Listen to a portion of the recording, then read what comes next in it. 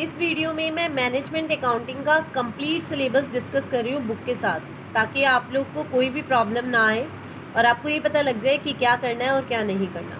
सबसे first chapter है management accounting. आपको मालूम ही है कि फर्स्ट चैप्टर में से क्वेश्चन 100% आना ही आना है। तो इसमें से हमें क्या क्या करना है? सबसे पहले मैनेजमेंट अकाउंटिंग का मीनिंग करना है, जो भी होगा, प्लस एक डेफिनेशन। उसके बाद इसके नेचर को सिर्फ हेडिंग्स पढ़ लीजिएगा, नेचर कम ही आता है एग्ज़ाम में। स्कोप इम्पॉर्टेंट है, ये ज़रूर कीजिएगा। स्कोप के बाद इसके functions, they are also important. After then role of management account. Functions और रोल आप कंबाइन कर सकते हैं, तो रोल की तरह ही फंक्शंस हो गए, तो आप जस्ट एक बार गो थ्रू हो जाइएगा। नेक्स्ट है मैनेजमेंट अकाउंटिंग डिसीजन मेकिंग में कैसे हेल्प करता है।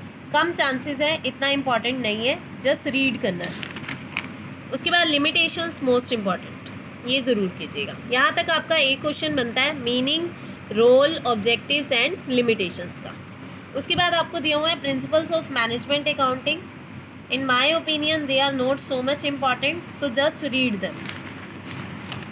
Next is installation of management accounting. It is an important topic, it can also come as a short note, तो आप इसे अच्छे से पढ़िएगा। Next is tools and techniques, which is one of the most important topic. Tools and techniques are the most important topic of this chapter. Next we have difference between financial and management accounting. Short में भी आ सकता है, long में भी, और important भी है। First chapter बेटा आपको सारा ही पढ़ना होगा, क्योंकि इसमें से कुछ भी वो पूछ सकता है। Difference between cost and management, ये भी पढ़ना है। उसके बाद मैनेजमेंट अकाउंटेंट पढ़ने की ज़रूरत ही नहीं। Functions of management accounting, no need. Duties and responsibilities of management accounting, just read for a short note. Next controller, only important for short note, short question 4 marks. Okay, you can just study controller and treasurer में difference पढ़ लो, तो ये अपने आप ही हो जाएगा। तो जस्ट इसे रीड कर देना, शॉर्ट क्वेश्चन अपने आप हो जाएगा। तो आपका फर्स्ट चैप्टर यहाँ ख़त्म होता है। नेक्स्ट उसके बाद हम डिस्कस करते हैं फाइनेंशियल स्टेटमेंट को। आपके सेकंड चैप्टर में आपने क्या करना है? बहुत से बच्चों की प्रॉब्लम आती है कि मैम आपने जो 4 चैप्टर 5 चैप्टर बताए हैं थ्योरी के, इसके अलावा और कुछ नहीं करना। देखो बेटा, अगर आपको पूरा पेपर अटैम्प्ट करना है प्लस शॉर्ट क्वेश्चन भी करने हैं, तो आपको सभी चैप्टर एक बार गो थ्रू तो होने ही पड़ेंगे। लेकिन अगर आपकी ये कोशिश है कि आपको सिर्फ लॉन्ग क्वेश्चन पे फोकस करना है, तब मैंने आपको बोला था कि ये चैप्टर करने की ज़रूरत नहीं है। शॉर्ट के पॉइंट ऑफ व्यू से देखें तो आप इसमें सिर्फ एक बार रीड ही कर लीजिए ऑब्जेक्टिव और लिमिटेशंस को, या फिर यूज़र्स इम्पॉर्टेंट है इसमें, ठीक है। बाकी और कुछ इतना इम्पॉर्टेंट नहीं है। So in my opinion there is no need. ज़्यादा से ज़्यादा ये आ सकता है कि फॉर्म ऑफ बैलेंस शीट आ सकता है। ये सब आपने पहले भी +2 में पढ़ा हुआ है, तो आप ये ज़रूर पढ़ लेना। हो सकता है कि वो फॉर्मेट दे दे, बस इस चैप्टर में से और कुछ करने की नीड नहीं है।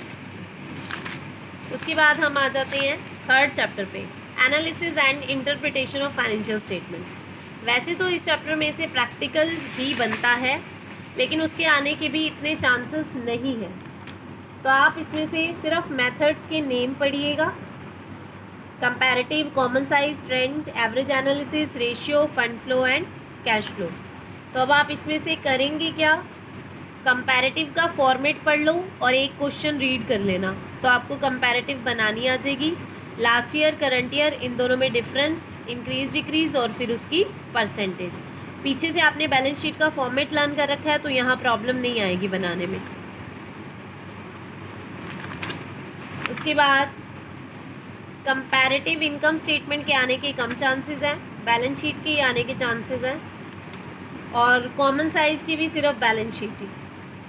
Means common size income statement एक बार पढ़ लेना, लेकिन इतना इम्पॉर्टेंट नहीं है। इस चैप्टर में से कुछ खास आने के चांसेस नहीं है। रेशियो का जहाँ तक होप है कि प्रैक्टिकल ही आएगा, लेकिन फिर भी आप लोग शॉर्ट क्वेश्चन के पॉइंट ऑफ व्यू से रेशियो का मीनिंग और रेशियो की क्लासिफिकेशन ज़रूर पढ़ जाना। प्रॉफिटेबिलिटी रेशियोज़ कौन से होते हैं, टर्नओवर, अगर आप एक बार भी पढ़ लेंगे तो आप देखेंगे कि ऑलमोस्ट सारा +2 वाला ही है। अगर फिर भी आपको लगता है कि ये लेंथी चैप्टर है तो आप इस चैप्टर को स्किप भी कर सकते हैं. No need to do this chapter. Now we will just directly come on fund flow and cash flow statement. Fund flow और कैश फ्लो, एक तो इन दोनों में डिफरेंस मोस्ट इम्पॉर्टेंट है, वो ज़रूर कर लेना. फंड का मीनिंग बहुत बार आता है एग्ज़ाम में एज अ शॉर्ट नोट. और प्रैक्टिकल की अगर हम बात करें, क्योंकि टाइम आप बच्चों के पास थोड़ा कम है, सडनली पेपर की इन्फॉर्मेशन आई है, तो अगर आप लोग को प्रैक्टिकल अच्छे से आता हो तभी आप कीजिए, नहीं तो मैं एक वीडियो इन दोनों के फॉर्मेट पे शेयर कर दूँगी. अगर आप चाहें तो फिर वहाँ से आप लोग इसकी प्रैक्टिकल की प्रैक्टिस भी कर सकते हैं. फंड फ्लो और कैश फ्लो में सिर्फ आपने डिफरेंस करना है और इनके फॉर्मेट्स करने हैं, ठीक है. और वैसे एक प्रैक्टिकल 100% है, आएगा ही आएगा दोनों में से, लेकिन ये नहीं कह सकते कि वो फंड फ्लो का आएगा या कैश फ्लो का. तो आपको दोनों चैप्टर ही पढ़ने पड़ेंगे. If you have time only then you will do. Now we will move on the next chapter. Next chapter is after cash flow we have. I will share the format if you want. Please comment if you want that information. Next chapter is absorption costing and marginal costing. जहाँ तक मुझे लगता है इस chapter की theory 100% आएगी. Absorption costing का meaning मैं शॉर्ट में बता देती हूँ. एब्जॉर्प्शन और मार्जिनल में बेसिक डिफरेंस ये है कि एब्जॉर्प्शन कोस्टिंग फिक्स्ड और वेरिएबल सभी एक्सपेंसेस को कंसीडर करती है, जबकि मार्जिनल कोस्टिंग सिर्फ वेरिएबल को ही कंसीडर करती है. जो बेसिक डिफरेंस है वो यही है. तो अब आपने एब्जॉर्प्शन कोस्टिंग का मीनिंग, इसके एडवांटेजेस करने हैं. उसके बाद मार्जिनल कोस्टिंग को ही हम वेरिएबल कोस्टिंग बोलते हैं. मार्जिनल को ही क्या बोलते हैं? Variable costing. इसका मीनिंग करना है. और इम्पॉर्टेंट जो पेपर में आने वाला टॉपिक है, आपको ना एक एग्जाम्पल करना है जिसमें आपको फिक्स्ड एब्जॉर्प्शन और वेरिएबल से प्रॉफिट की कैलकुलेशन करनी है. आपको एक ही एग्जाम्पल में क्लियर करना है कि एब्जॉर्प्शन से कितना प्रॉफिट आएगा और मार्जिनल से कितना आएगा. तो मोस्ट इम्पॉर्टेंट टॉपिक बनता है difference between absorption costing and marginal costing. ये डिफरेंस ज़रूर करके जाना, पूरे चांसेस हैं आने के. अब हम करेंगे कैसे? आप डिफरेंस के साथ इल्लस नंबर 10 कर लेना. ये इल्लस आपकी डिफरेंस को बिल्कुल क्लियर करती है. इसमें एब्जॉर्प्शन कोस्टिंग से प्रॉफिट निकाला हुआ है और मार्जिनल से, और दोनों में डिफरेंस भी बताया हुआ है कि एब्जॉर्प्शन में फिक्स को लिया हुआ है जबकि मार्जिनल में फिक्स को कंसीडर नहीं किया हुआ. So now you can understand कि इसमें फिक्स को लास्ट में लिया हुआ है जबकि एब्जॉर्प्शन में फिक्स को पहले लिया हुआ है. तो बेसिक डिफरेंस यही है.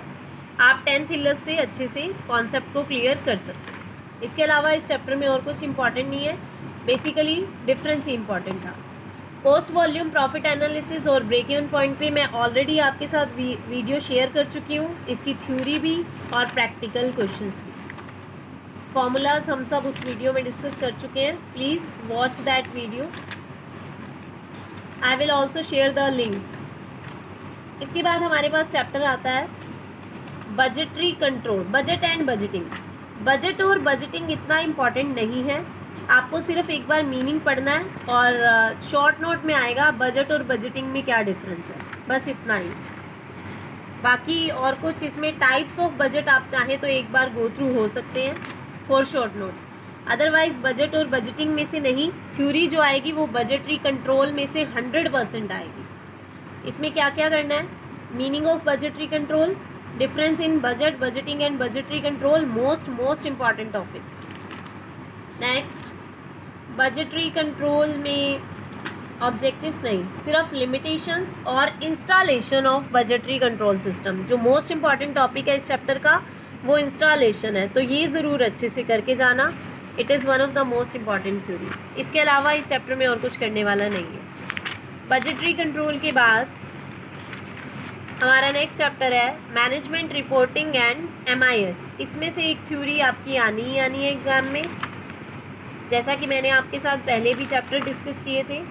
इसमें आप क्या करोगे? टाइप्स ऑफ रिपोर्ट 100% है, पेपर में आएंगी. और टाइप्स ऑफ रिपोर्ट्स के बाद